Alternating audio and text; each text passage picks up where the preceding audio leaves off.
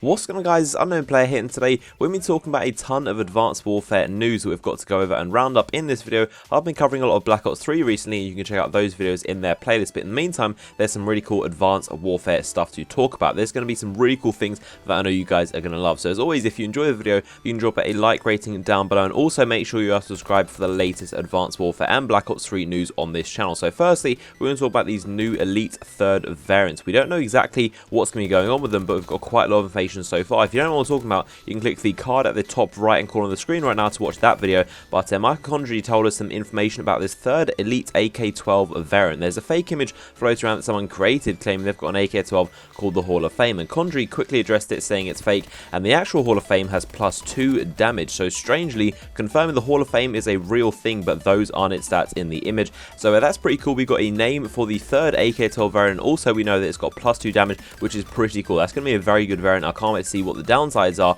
and whether it's going to be a good weapon overall. But it doesn't stop there. That is not where the big news comes. He actually kept on going and said there is a new weapon called the GG Bridge, and this is a variant of the AK12. It is +3 range and +4 for fire rate, which is absolutely insane. The GG Bridge is a nickname for the Golden Gate Bridge, of course, in San Francisco, where Sledgehammer are based, and it's also, strange enough, the name of an achievement in Mob of the Dead Zombies back in Black Ops 2. We had to survive 15 rounds on the Golden Gate Bridge, but the name of this is pretty interesting, but the stats are even more crazy. This variant has the most ridiculous stats I've ever seen in Advanced Warfare, and it makes me think there could be another tier above Elite. Maybe there'll be a brand new tier which is even more rare than Elite weapons, because we know that Elite weapons only have a maximum of +or-3 at maximum. There's no variant in Advanced Warfare that's ± any more than 3. 3 is always the maximum, and there are current versions that have +3 minus stats, and they're normally quite rare in themselves. Like, there's not a lot of weapons that have +3 or minus of anything, so of course it's a very rare thing to have that, but it also has +3 of one thing and +4 of something else. So that means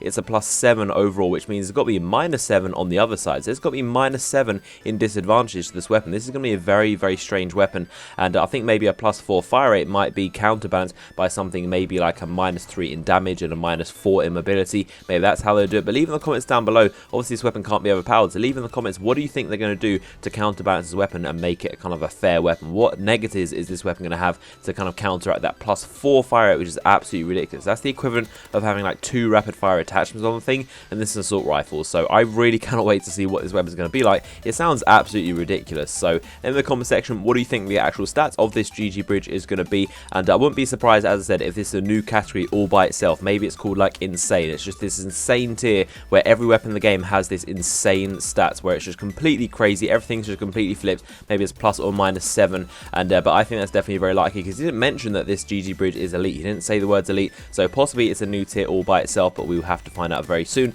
Any news and updates, I'll be sure to keep you guys up to date, and probably quicker on Twitter, so definitely recommend you go follow me over there. It'll be links in the description to keep up to date with the latest news. Next up, Michael said that they were experimenting with testing the idea of adding explosive flinch resistance to the hardwired perk. So that really annoying flinch you get when you're hit by an explosive or a flashbang, and it takes your weapon away so you can't aim down sights, that could possibly be added to the hardwired perk to make it a little bit more viable, because we know that in that third tier is dominated by blast suppressor and toughness, so maybe this is another kind of way to make it even more kind of a viable perk compared to those 2 big perks, which are pretty much stable perks, to be honest.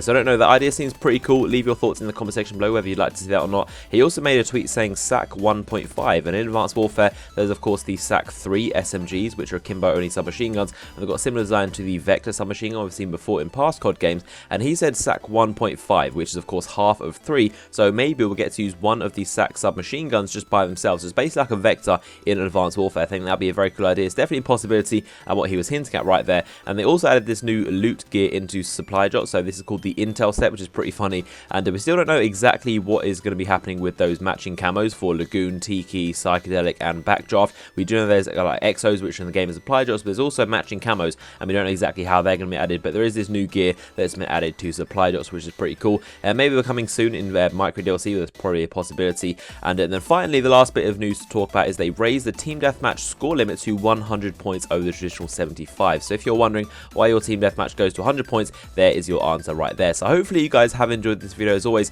if you found it informative, then drop a like rating and subscribe for the latest Call of Duty news. So hopefully you enjoyed the video, and I'll see you guys on the next one.